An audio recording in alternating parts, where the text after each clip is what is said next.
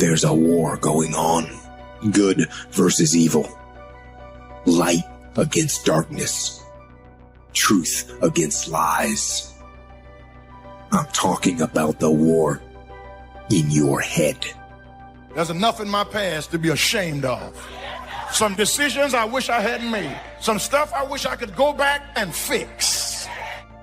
Some things I wish I could unsay.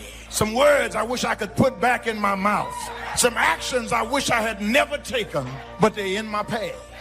And I'm not going to let you hold up my past as a mirror when God wants me to use it as a window. When the enemy puts you under pressure, he thinks that's going to stop you. What he doesn't realize is all that's going to do is cause you to shoot out further. When you feel restricted, don't be discouraged. Get ready to shoot out. Get ready for new levels. That pressure is not going to stop you. It's going to increase you. My past is not to be held up as a mirror to remind me of what I used to be, but it's a window for me to look back through and say, I ain't going back that way no more. Whatever you repeat, you reinforce. Maybe you're in a situation right now, you're like, I hate where I am. The problem in my life is where I am. I hate my relationships. I hate the way I feel. I hate where I am. And what begins to happen to us is we start to think the problem is where we are. But your problem is not where you are. Your problem is where are you headed? The truth is, we grow in the difficult times. That's when our character is developed. That's when we discover talent, confidence, courage that we didn't even know we had. Trying to encourage you tonight that every gap in my life is giving me hope that I am still becoming, that I am not done growing yet, that the story is not over. Anybody thankful that you haven't stopped growing? But this year, it doesn't have to look like last year. You can become more. But you have to do something important. Forgive yourself. Quit dwelling on everything you've done wrong. Quit replaying your failures. Quit reliving your mistakes. Devote yourself to something bigger. Be decisive about what you're going to do. Say, I'm going to do it, and that's it. And then be disciplined about getting it done every single day, whether you feel like it or not. It works if you work it. Decide that you're going to start working on that dream. Now, there will be people that will criticize you. There will be people that won't see it for you. But I say to you, don't let them turn you around. Don't let nobody turn you around. That's key, because people will try and turn you around. That's real. Every hero you guys had was called an idiot, crazy, a loser. You must break society's status quo. Status quo is normality. It's alive but not living. It's death on a stick, guys. The belief of the individual can overcome thousands of followers. One person with a belief overrides thousands of people with just intent. Can actually change the direction of your life. Life is not designed where you just wake up and see how it go and you react. You actually have a say-so. You have a determining voice into where your life can go. See, life is 10% what happens to you. It's 90% what you do about it.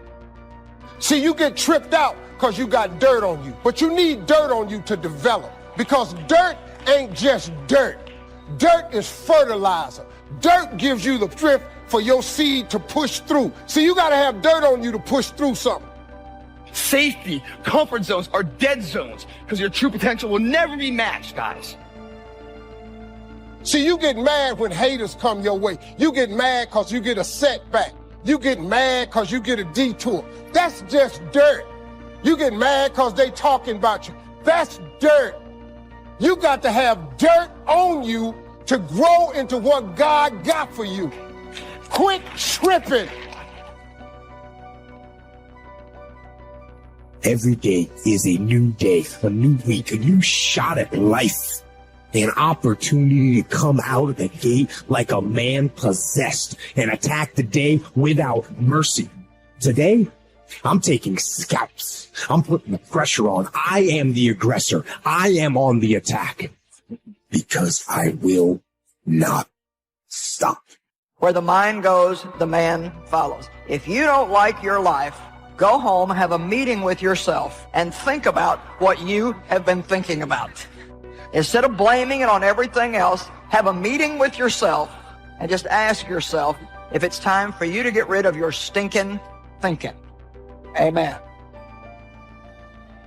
Life goes on. You have to keep living. Life goes on. I've watched people allow a failure in their life, then produce fear in them.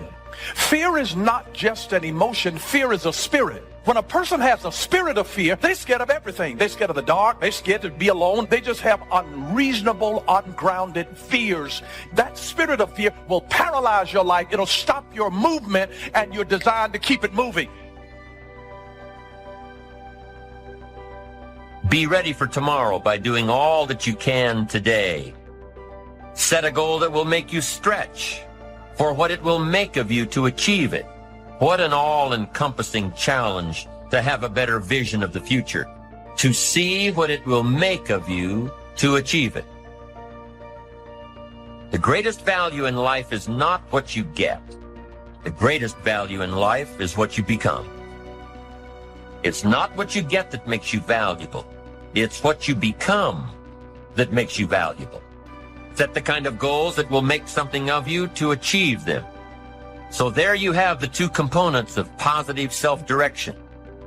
Self-knowledge, knowing who you are and what you want to do with your life. And number two, self-preparation, getting ready for the opportunities before they come your way. Being ready, being worthy, becoming the person you need to be in pursuit of what you want. Do as much planning as you can. Dig in and plan every detail that you can plan. The most important part of a plan, the thing that makes a plan the most effective, is its flexibility. And making a plan that is so flexible that when you do the actual operation and you come up against unexpected things, which are absolutely going to happen, you have the flexibility, you have options, you have contingency plans to deal with. Most people, in order to feel significant, make things really complex so they feel like they're really unique and special. But complexity is the enemy of execution.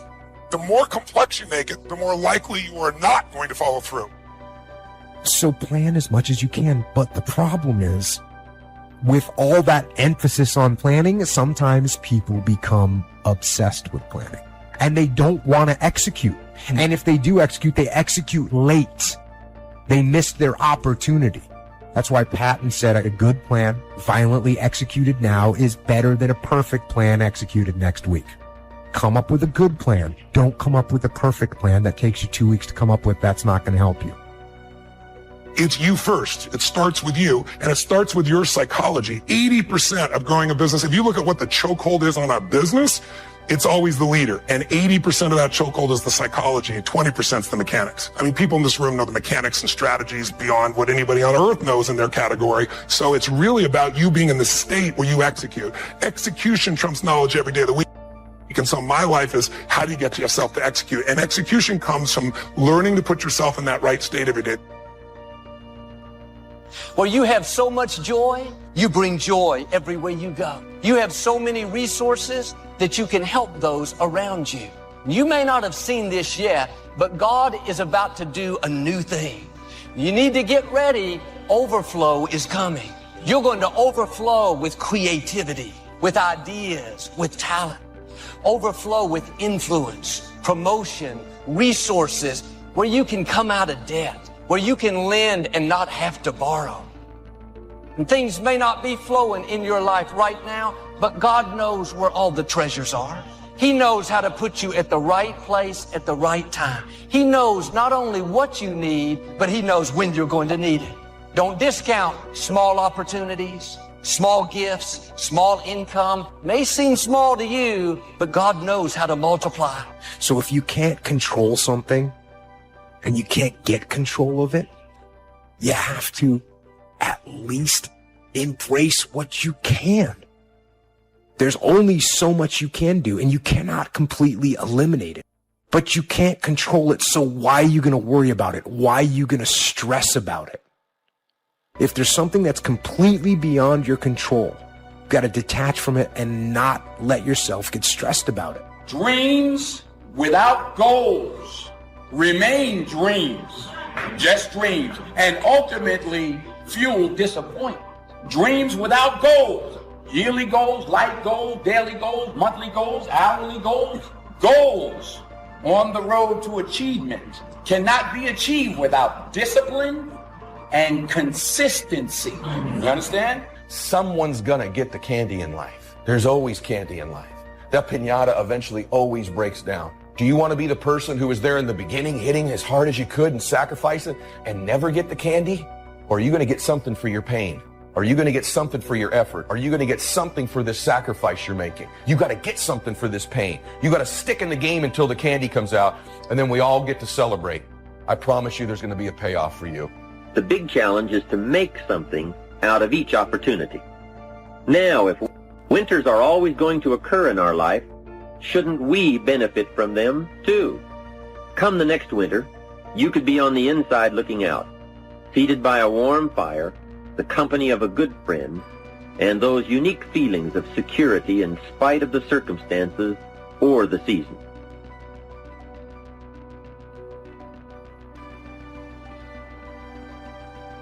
What force has the greatest influence on us? It is the freedom to choose.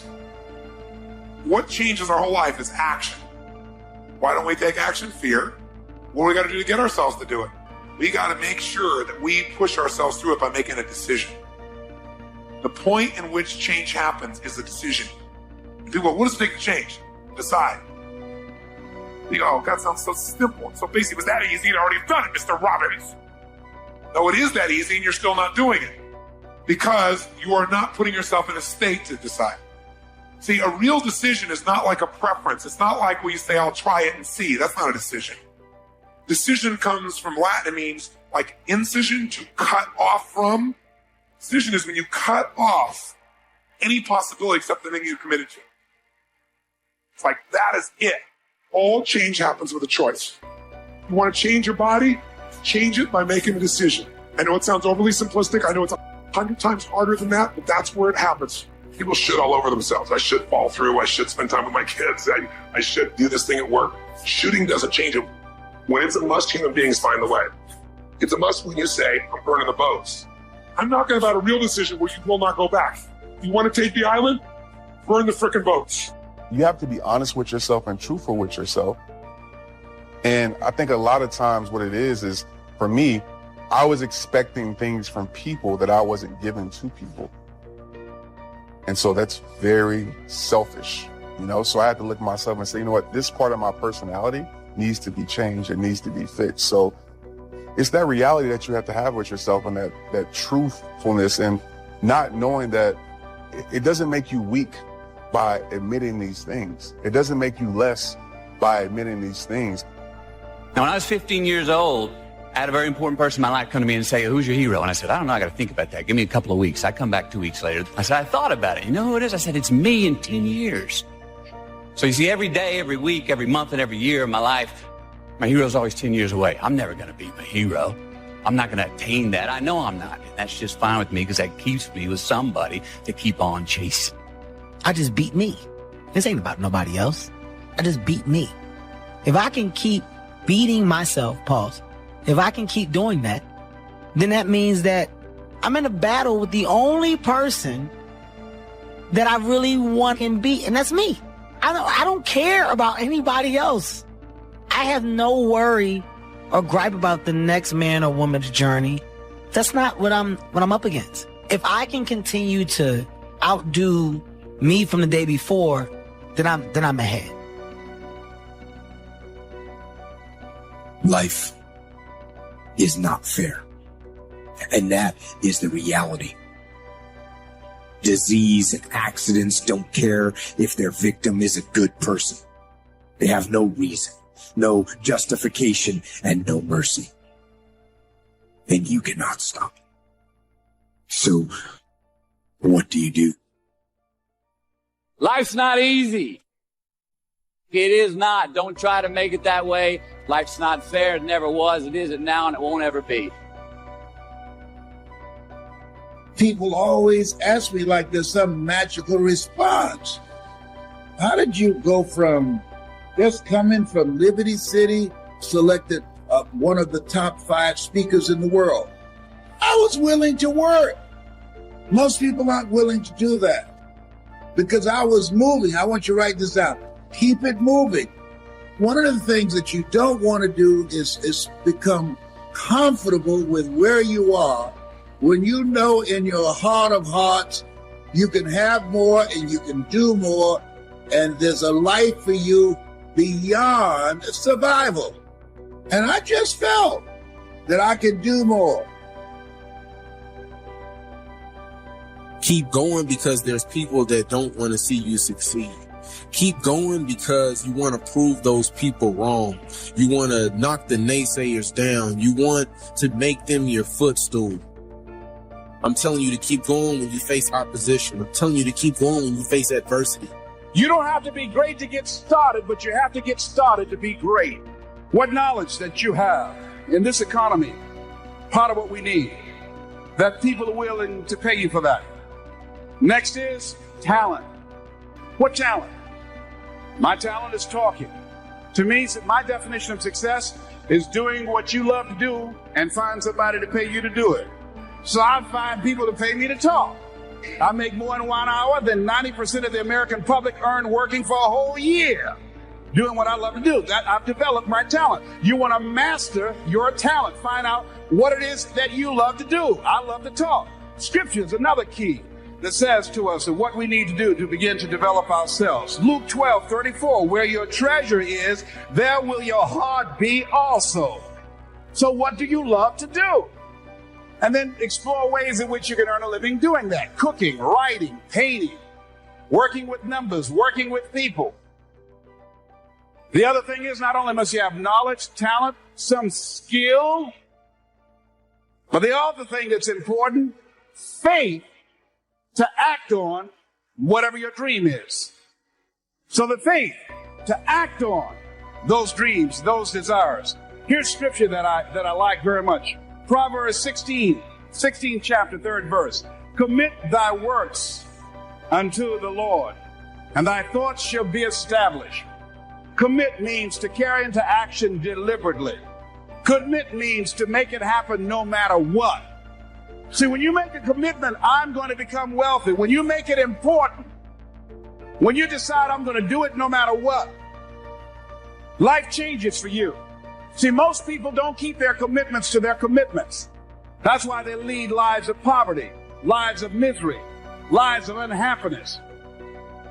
There's nothing that comes out of quitting besides knowing that you didn't finish. We finish everything. You start it, finish it. When I pick it up and say I'm going to start it, I got to finish it. It all don't work. It all ain't the best. It all ain't knocked out the park. But I walk away saying I finished it. I did it. What's at the core of achieving the good life? The major key to the good life.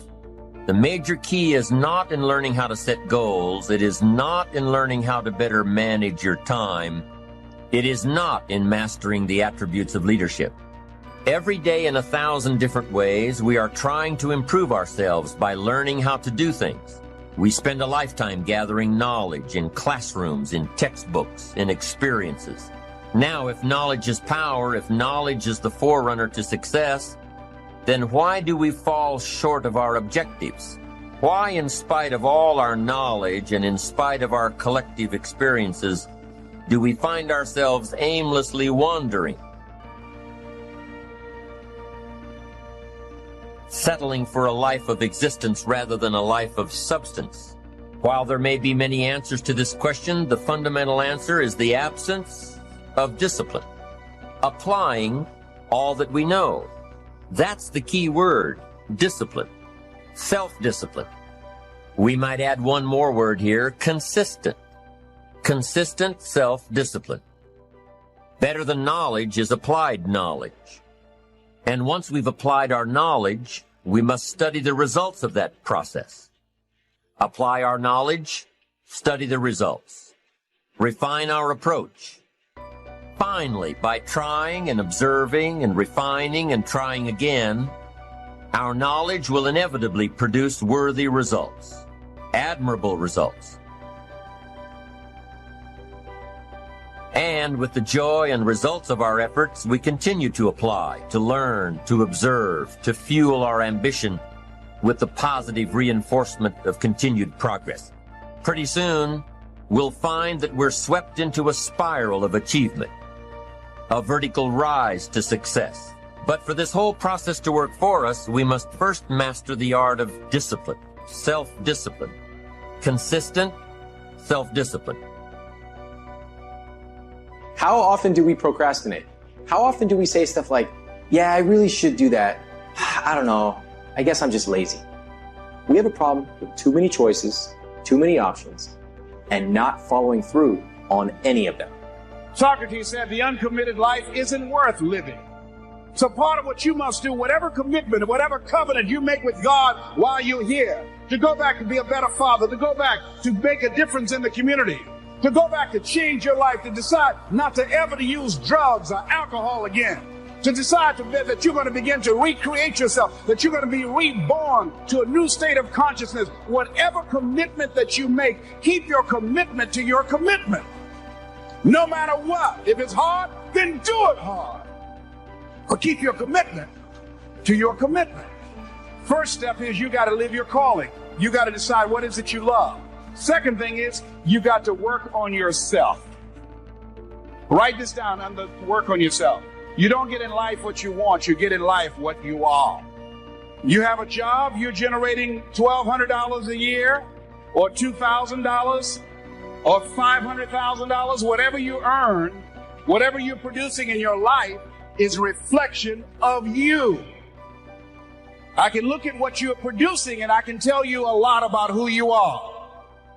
See, when you leave here, you've got to make a commitment to be more fruitful, to be more productive, to make greater impact. So what will allow you to do that? You got to spend time working on yourself.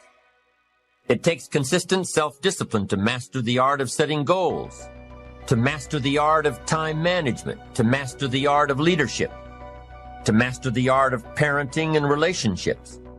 If we don't make consistent self-discipline part of our daily lives, the results we seek will be sporadic and elusive.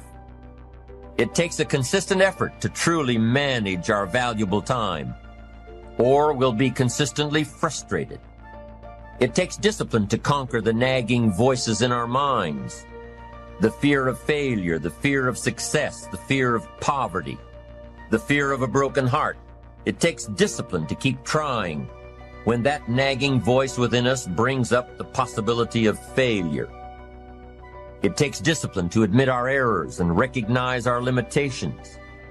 The voice of the human ego speaks to all of us. Sometimes the voice of ego says that we should magnify our value beyond our results. It leads us to exaggerate, to not be totally honest. It takes discipline to be totally honest, both with ourselves and with others. Be certain of one thing: every exaggeration of the truth, once detected by others, destroys our credibility and makes all that we say and do suspect. As soon as a business colleague figures out that we tend to exaggerate, guess what? They'll always think we exaggerate, and they'll never quite hold us in the same regard again. Never. It takes discipline to change a habit, because habits are formed a little bit each day, every day, every day. Once habits are formed, they act like a giant cable.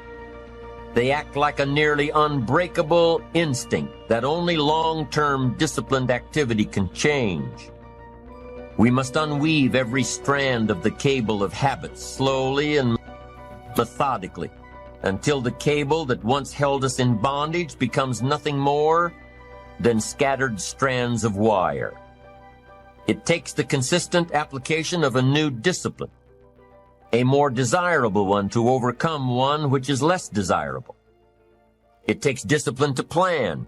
It takes discipline to execute our plan. It takes discipline to look with full objectivity at the results of our applied plan. And it takes discipline to change either our plan or our method of executing that plan if the results are poor. It takes discipline to be firm, when the world throws opinions at our feet.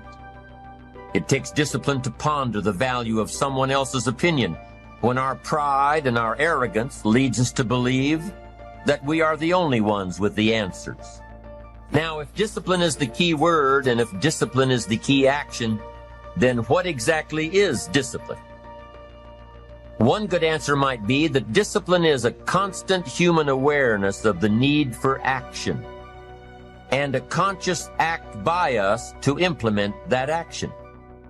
If our awareness and our implementations occur at the same time, then we begin a valued sequence of disciplined activity.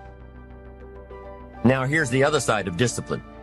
If there's considerable time that passes between the moment of awareness and the time of our implementation, then that is called procrastination. Doing it tomorrow instead of today. Procrastination, an almost exact opposite of discipline. The voice within us says, get it done. Discipline then says, do it now. Do it to the best of your ability, today, tomorrow, and always, until finally the worthy deed becomes instinctive. Procrastination says later, tomorrow, whenever I get a chance. In every circumstance we face, we are constantly presented with these two choices. Do it now or do it later. Discipline and procrastination. A choice between a disciplined existence bearing the fruit of achievement and contentment, or procrastination, the easy life for which the future will bear no fruit, only the bare branches of mediocrity. You have to make that decision for yourself. You have to decide, I'm going to pursue that path, which is going to be really, really hard and difficult and take many, many years and be a great sacrifice, or am I going to pursue being a great employee? Now, if you want to be a great employee, you got to remember something. You're hired to help someone else achieve their goals, which is cool. There's nothing wrong with it. But if you don't understand that, you are not going to be a good employee. So you have a boss and they say, here's our goal for the quarter. You're going to help me get there. You work like hell to make sure that they achieve that goal. You're part of that team. That's very important. And then you keep moving up the ladder. And the great thing about that is if you're a good employee, you can also do very well. It's not the same as being an entrepreneur. You're never going to probably make as much money as you could have had you started the company, is my point. But you'll get the Saturdays off, the Sundays, hang out, go to the soccer games with the kids, have a more balanced life. There is no balance in entrepreneurship. You've got to die as you are now. You've got to be willing to give up who you are now for what you can become. Certain things will no longer fit into your life. There's no place for it. In order to do something you've never done, you've got to be someone you've never been. So you've got to spend serious time reading, writing your goals down, reading scripture, anchoring yourself spiritually to handle the storms of life, because they're going to come.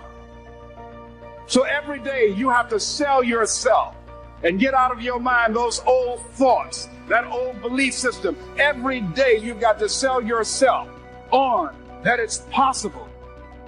But you got to put a new mind in you. You got to get out of your mind. You got to begin to restructure your thinking. Every day, you got to begin to recondition your mind. See, let me share something with you. The easiest thing I've ever done was to earn $1 million. The most difficult thing I've ever done was to believe it could happen to me. That was the most difficult part. To believe $1,000 in an hour. You don't earn that now working for 2 or 3 months. What makes you think that you can speak for AT&T, Procter & Gamble, McDonald's Corporation, General Electric? These are clients I have now. You've never even worked for them. How many of you ever thought about something you wanted to do and you talk yourself out of it? Raise your hand if you know what I'm talking about. That inner conversation is what's going to haunt you after standing here and saying, I can do all things through Christ who strengthens me. After saying that again and again, we are more than conquerors. That inner conversation will cause you, when you leave here, to go back leading a life of mediocrity, leading a life of unproductivity, leading a life of poverty. See, we live in a world where we believe that bad things are supposed to happen to us. I remember at a point in my life, Bishop, when things are going good for me, and I said, this is too good to be true. Something is bound to happen. Guess what? It did. Watch your words. Watch what you say about yourself, about your affairs. Be conscious of that on a daily basis. Why? Because your words are powerful. In the beginning was the word. Life and death is in the tongue. Watch what you say. Never say I'm broke. Say I'm overcoming a cash flow problem.